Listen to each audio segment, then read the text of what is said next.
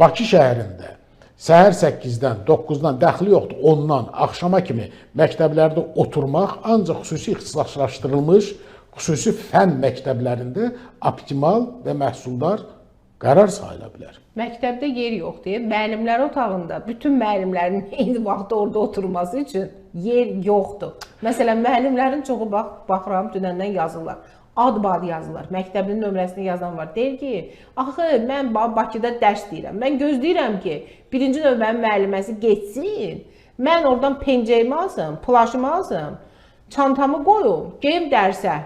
Stul yoxdur. Məktəblərin o tutumu yoxdur. Belə bir situasiya yaranır ki, Təhsil Naziri ümumiyyətlə məktəbdə nə baş verdiyindən xəbər yoxdur. Yəni 3-4 bizim köhnə dillə desək eksperimental binalarda tikilən məktəblərimizdən söhbət getmirik. Genel olaraq Azərbaycan məktəbində məktəbin ümumiyyətlə özünün həyatı elə birinci və ikinci növbəyə bölünür. Yəni bu illərdir belə gedir. Axı biz dərsliyi qoyub, biz digər vacib məsələləri qoyub. Niyə müəllimi məktəbdə tutmaq? Müəllimin işi şagirdlə təmasda öz biliyini ona vermək deyilmi?